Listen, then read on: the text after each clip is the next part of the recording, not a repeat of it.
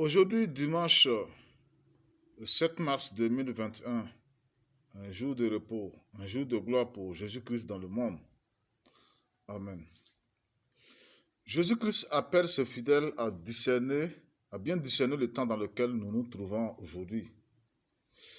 Quand les gens de la météorologie annoncent la pluie, la chaleur, le froid, ou quand on parle de changement climatique et de ses conséquences, chacun prend des dispositions pour ne pas être trop frappé, pour ne pas trop subir les effets. Nous voyons que beaucoup de forums, même dans ce monde, se multiplient pour tenter de trouver des solutions contre le changement contre les changements climatiques. Mais je me pose la question, pourquoi les gens de ce monde ne cherchent pas à consulter celui qui a créé ce monde et qui est conscient de tout ce qui arrive dans ce monde? Nous vivons dans un temps similaire au temps de Jésus ou de Paul. Dans leur temps, ils disaient aux gens de la terre, aux habitants de la terre, de ne pas trop se concentrer sur les signes du ciel et de la terre, mais que les gens devraient toujours discerner ces signes dans le monde à la lumière de ce que le Dieu de la Bible avait dit pour comprendre ce qu'il a préparé. À plusieurs reprises, nous voyons que Paul, qui représentait Christ, avait appelé ceux qui l'écoutaient à quitter les ténèbres, de se réveiller de leur sommeil. Et il faisait comprendre que c'était l'heure où le salut était prêt. Revenons en arrière, au moment où il débutait son ministère de 3 ans et demi, jusqu'à la croix. En ce temps où Jésus commença en lisant l'un des passages du livre d'Ésaïe, pour expliquer aux gens de la synagogue qu'il était venu dans dans une année de grâce, une année de salut dans le monde. Nous constatons que les gens de cette synagogue qui représentaient les gens des églises locales de nos jours n'avaient pas compris qu'il était venu annoncer la vérité qui leur sauve des fausses doctrines qui leur ont longtemps endormi dans le mensonge qui ne sauve personne.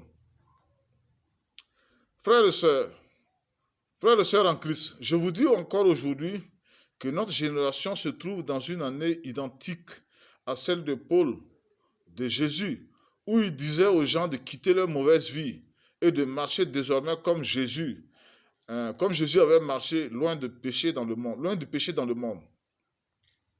C'est-à-dire qu'aujourd'hui, avant qu'il ne soit trop tard au dernier jour, où Jésus reviendra condamner ceux qui n'auront pas reçu le salut, le pardon de leurs péchés, chacun doit rentrer en lui-même ou se regarder comme une personne qui se regarde face à un miroir et se demander ainsi: est-ce que le Dieu de la Bible m'a véritablement pardonné et me donné le même esprit comme Jésus, qui n'avait plus marché selon le péché du monde après son baptême?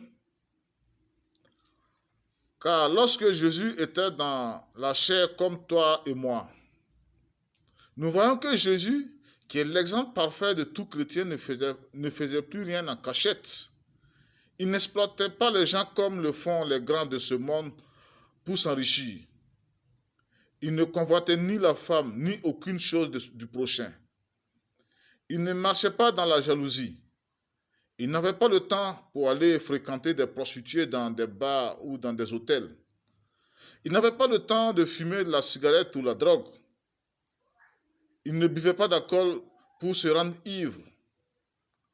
Il n'avait pas le temps d'aller s'asseoir devant des écrans pour suivre des films, des séries ou du sport. Jésus dénonçait les fausses doctrines ou les faux évangiles qui trompent les gens dans le temple, dans les synagogues, afin que les gens sortent de la tromperie du diable. Jésus n'avait pas une vie de luxe comme les pasteurs, les prêtres, les membres des églises et les hommes politiques de nos jours.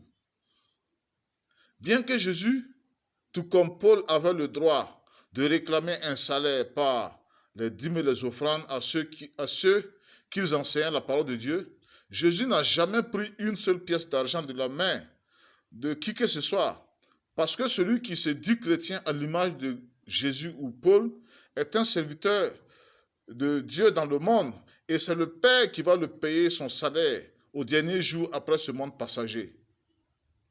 Frères et sœurs, il faut donc quitter cette pensée d'enseigner la parole pour attendre que ceux à qui vous enseignez la parole vous payent ici-bas. Sinon, vous n'êtes pas des serviteurs de Christ, mais des serviteurs soumis au diable. Ce qui est merveilleux aujourd'hui, c'est que cette année, jusqu'à ce que Jésus-Christ revienne au dernier jour, le Dieu de la Bible a son plan qui sauve une multitude de gens du péché et des faux enseignements qui trompent depuis longtemps dans le monde. Aujourd'hui, les élus de Dieu en Jésus-Christ comprennent et ils cherchent à quitter les pièges tendus du diable pour marcher honnêtement comme le Seigneur Jésus-Christ qui ne voulait plus vivre pour servir les désirs de sa chair. Toi donc, qui entends très bien cette vérité sur notre temps plein d'œuvres ténébreuses, n'essaie pas de faire semblant. N'essaie pas de paraître aux yeux des gens du monde comme un homme ou une femme juste, alors que tu sais très bien au fond de toi que tu caches ton orgueil, ton arrogance, ton hypocrisie, ton idolâtrie, ton meurtre, ta drogue, ta prostitution, ta masturbation, ton ivrognerie, ton homosexualité, ton esprit tribaliste, ton racisme. Si tu continues de cacher ces choses en toi, ou si tu continues de cacher un seul de ces péchés en toi, tu vas regretter à la fin. Malheureusement, les gens dans les églises locales de nos jours catholiques protestants se trompent avec leur baptême par l'eau. Ils ont toujours les œuvres ténébreuses en eux. Mon frère, ma soeur, je m'adresse à toi aujourd'hui. Il est temps de te réveiller. Il est temps de sortir de ton long sommeil. Réveille-toi.